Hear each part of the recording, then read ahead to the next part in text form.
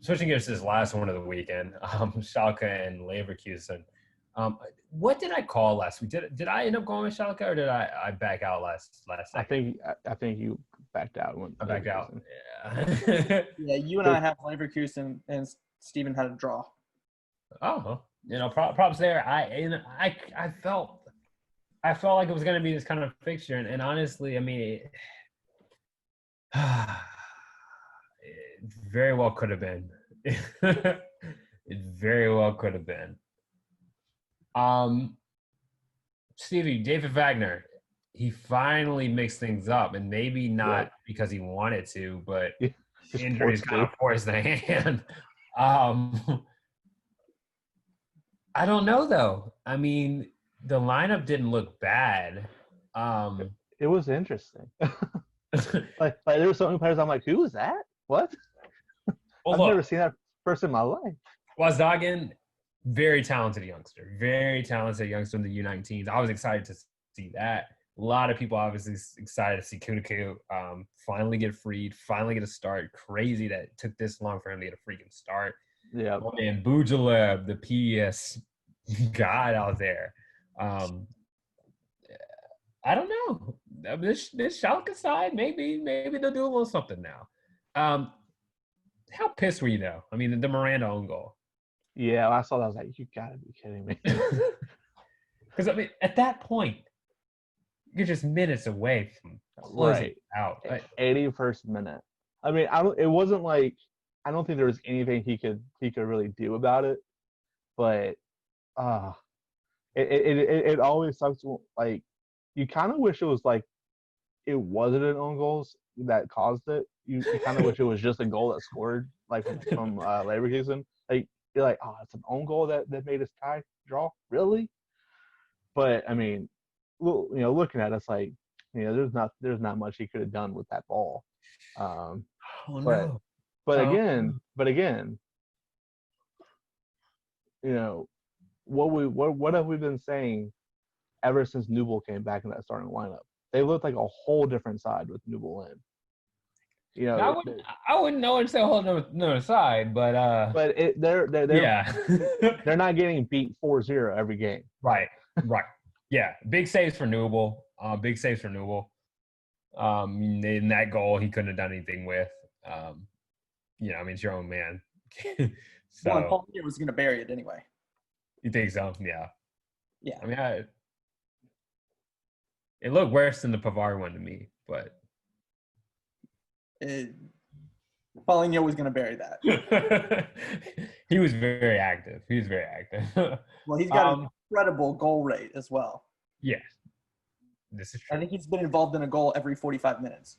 But again, this goes back to this kind of goes back to their whole entire problem is they score one goal and they think they've got the game.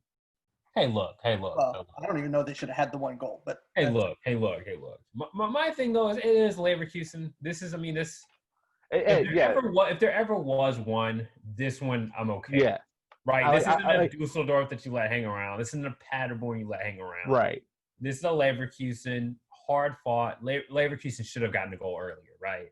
So in that respect, but you're exactly. I mean, I'm not saying that I'm upset about the result. Right. I'm just saying, this you can't just sit on this just goes back to kind of like a buildup of everything. Like you can't just sit on one goal and think you got it. You got to score. You got to score a couple. You got to keep on scoring. Like you can't just give up after one game and just sit back defensively. And 3 points would have been massive. Because bad this team is, for as bad as the team has been, 3 points gets you right there, right back in the kitchen. You're cooking again. You're right there. The 1 point, but 3. Yeah, they would have been 5 points off of Europa League plays had they held on. But again, this kind of goes back to everything. Like, what do you like? Even so, say they somehow miraculously get finish out the season with 3 wins. Does that secure David Wagner's job for the next season? I'm nodding yes. You say yes? I think Keenan says he's secure regardless. No, for next year? Yeah, I think he said something like that, and Leverkusen's second best team in the league. No, what I said was I didn't think that he was going to get fired before the end of this season. I still think he's getting fired. Yeah, because Even with 3 wins to close this. 3 wins makes it a little different, but I mean, you're not getting the 3 wins, so why are we even talking about it? right. Who do they play? Steven? It doesn't matter. They're not going to win. They play Frankfurt, Wolfsburg, and Bradford. Oh yeah, I forgot it's spooky. It's a spooky end to the season. Yeah. Yeah, you're in. They didn't even have enough players to fill up the bench. Hey, It took a they got penalty. Hey, look, Stevie, man, rock the jersey with pride. The thing that's crazy to me, and I want to end this segment here because we're going to go way too long. But the thing that's crazy to me, for as bad as this team has looked, look where they're sitting right now. And I think that this is exactly what's going to save David Wagner's job, and exactly what the front office is saying is we overachieved for so long earlier in the season to be sitting at second, that run that they had there, that they're going to end up finishing the season at a place that they would have been proud of. Does that make sense? Yeah. Like looking at where they were last season, and if you said, where are they right now? Where are they right now? Ninth. Ninth is kind of, but right out. It sounds better to say just right outside of Europe. Like we're at Europe's doorstep. We were almost relegation last year, and we're almost back to Europe. Doesn't that sound? That sounds like progress. Doorstep. Yeah, I think doorstep. It sounds like progress, though. Yeah, all things considered, it sounds like progress. It does sound like progress. Like it's like going into the season, everybody would have been said, hey, everybody was saying, hey, if this side is competing for Europe, it's a success. Right. That's what are they doing? What are they doing all. Right now? They're battling for Europe in some form or fashion. But yeah, somehow. Right. But it's just crazy that they should not be. They should have had it secured.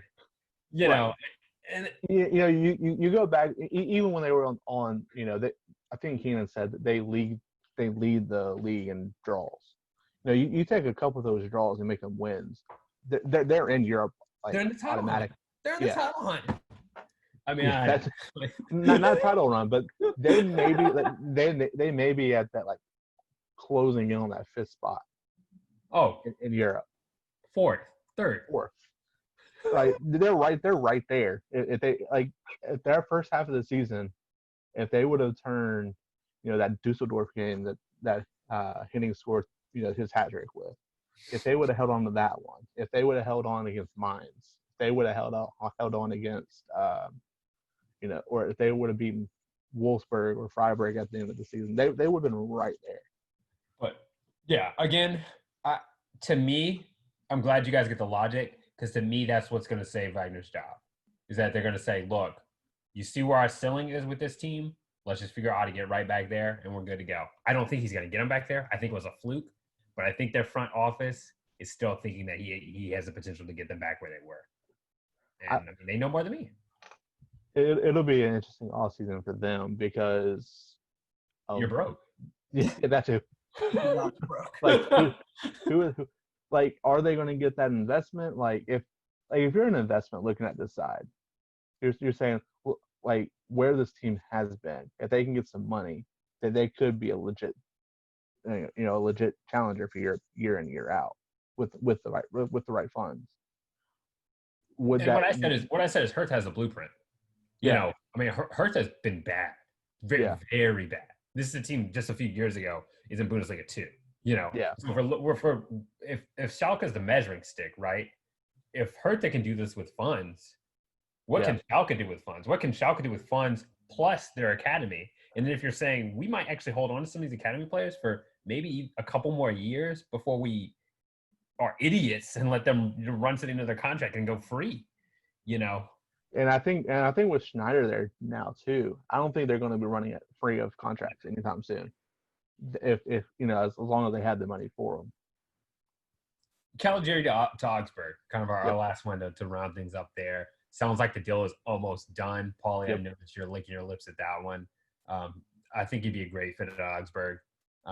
Maybe trying to say if he'd be a weekly starter because they do have weapons. But I mean, even just having some more attacking depth would be big for them. It's a blow to Schalke. Don't get me wrong. But I think all in all, they need some funds. I think preferably they want to go younger. They've got young talent. Why not? He's served Schalke well. Yep.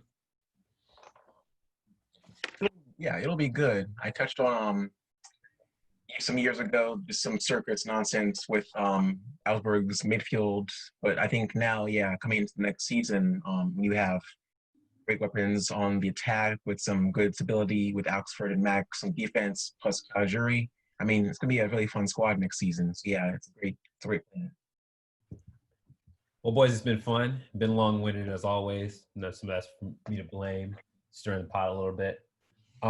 That's all for our recaps.